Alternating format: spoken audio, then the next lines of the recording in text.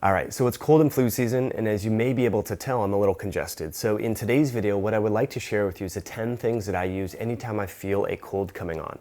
So the first thing you want to do is prioritize sleep. Now, I know this sounds a little bit boring, like, oh, come on, give me some fancy elderberry, and we're going to talk a lot about nutrition in a moment. But if you feel like you're getting a cold, the easiest thing to do, and your body will naturally want you to do this anyway, is go to bed early, get a good night's sleep. Now, that can be challenging if your nose is congested. So you should always have these in your house. So these are Breathe Right strips. They work well if you ever have any alcohol, if you eat some foods that disagree with you and make your nose congested, that is. Have these because this can really help you to breathe and get a better night's sleep. So sometimes you feel a little crappy, you got hit with something, and all you need is just one good night's sleep and it can cause you to bounce back.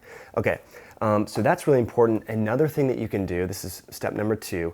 We've talked about this a lot. This is one of my favorite tools. If you don't yet have one for your family, you're completely missing out, and I have no financial affiliation with these products, by the way. So this is the Nelimed nasal rinse. So you take some red mineral salt, fill it up here, clean out your nostrils before bed. I think, honestly, you should be doing this every night anyway, and breathe through your nose when you're out in public because people are talking and spreading things around, or if you go visit family or friends or colleagues, clean out your nose, and this can really help you have a clean nasal passage before going to bed and prevent any congestion so you get a really good night's sleep. So those are 2 kind of just really foundational things that you should be doing.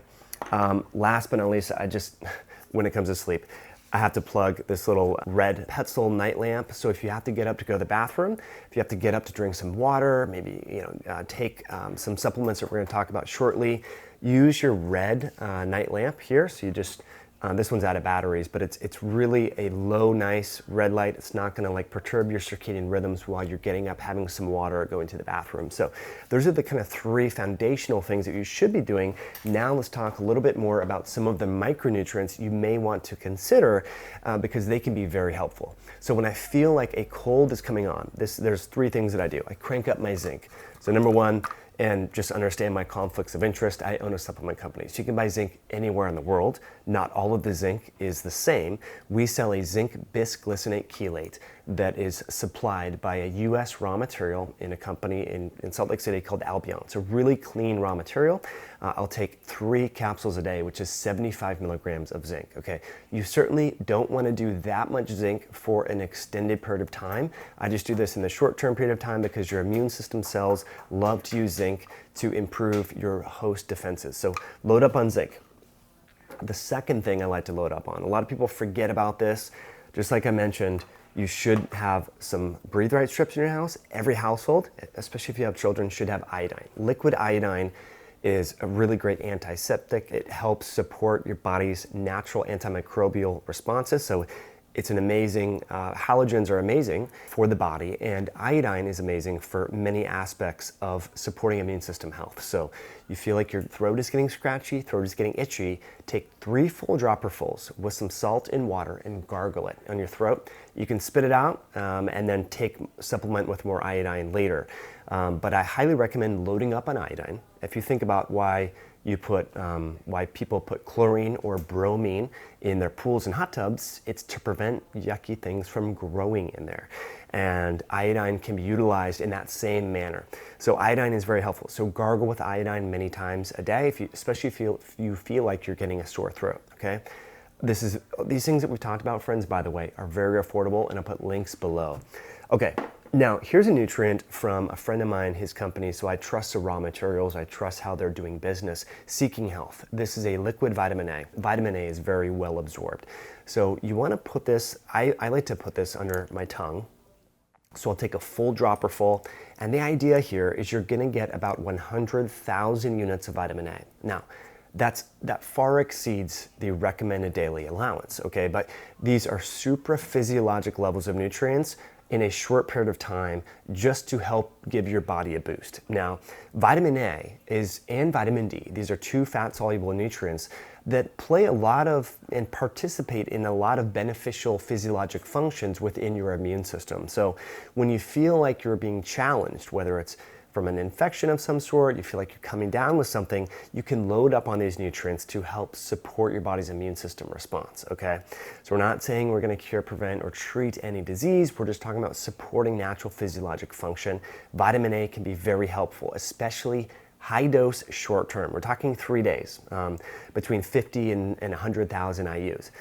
I'll also do the same with vitamin D. So here at Myoscience, we have a few different vitamin D SKUs. I like to take vitamin D with its co-partner, vitamin K. So we know that vitamin K helps calcium do what it needs to do, and vitamin D is involved in calcium metabolism as well. So you generally want to take these things together. With vitamin D, you can increase the dosage around the time that you feel like you're coming down. You don't want to have a super high dosage for an extended period of time. So you can take anywhere from 10 to 50,000 IUs of vitamin D for 3 to 4 days, maybe 5 days, to just really help to give your body a good shot of, you know, supporting your immune system when you feel like something is coming on.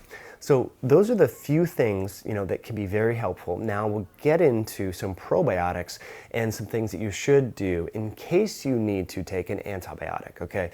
Now, of course, we don't, you know, we want to minimize perturbations in our microbiome, but if your physician, your health practitioner says that you need an antibiotic for some sort of infection or, you know, thing like that, then you do want to consider a few things that we're going to talk about now. So this is where probiotics can be very helpful, and they can also be helpful for your body's immune system. Now, again, understand the conflicts of interest here. I own this brand, but this particular probiotic and the strains that are in here have clinical studies in humans, in elderly people and young children, showing that they help support the body's natural immune response.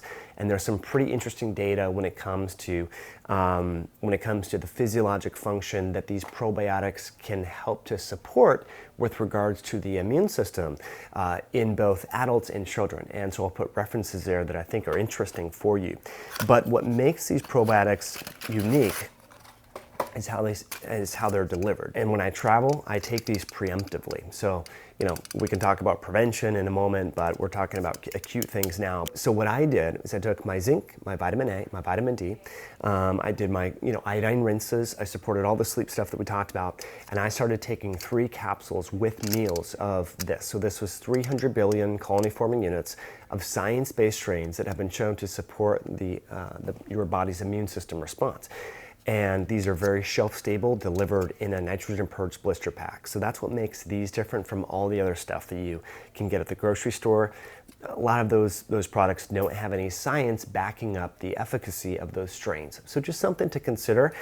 And, you know, again, this might seem like a lot of stuff. We're talking probably about $80 in total, but we're not taking all of these things forever. This was just something to have in our household. And when I started to feel like something was coming on, I gave it to my wife, my daughter, and I was down for like a day. Like I felt kind of tired, you know, canceled the meetings and things that I was supposed to do that day, rested up, and then I just had a little congestion and feel totally fine. I've been exercising, getting work done. So, you know, a cold, and bugs are circulating now, as they always do in the wintertime. It doesn't have to take you out for weeks. You know, if you get out in front of it and give your immune system the tools that it needs, you can really support that. Okay, so let's finish up on if you need to take an antibiotic, okay? And here's an antibiotic. This is Keflex, okay? I generally don't recommend taking antibiotics. Avoid them at all opportunities that you can, but if you need to take one, here's how you take it without, and to give your body a better chance of not totally trashing your microbiome. So you want to take probiotics with your antibiotics, separate them out by 4 hours. This is something that has been supported by literature.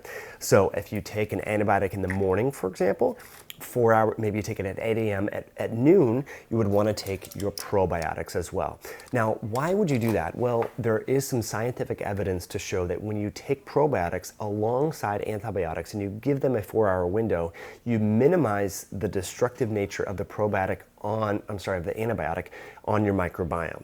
So having the probiotic there can help keep the stability, and that's what you want. You want the stability and the diversity so that you don't have any loss of diversity when you take that antibiotic. Now, A very safe probiotic to take is actually a probiotic yeast called Saccharomyces boulardii. So this is something else that if you ever have to have a surgical procedure, if you ever have to go to the dentist where you take an antibiotic, or if you know you need to take an antibiotic, you want to go out and get this probiotic for sure. So this is Saccharomyces boulardii, which is one of the most studied probiotics in the world.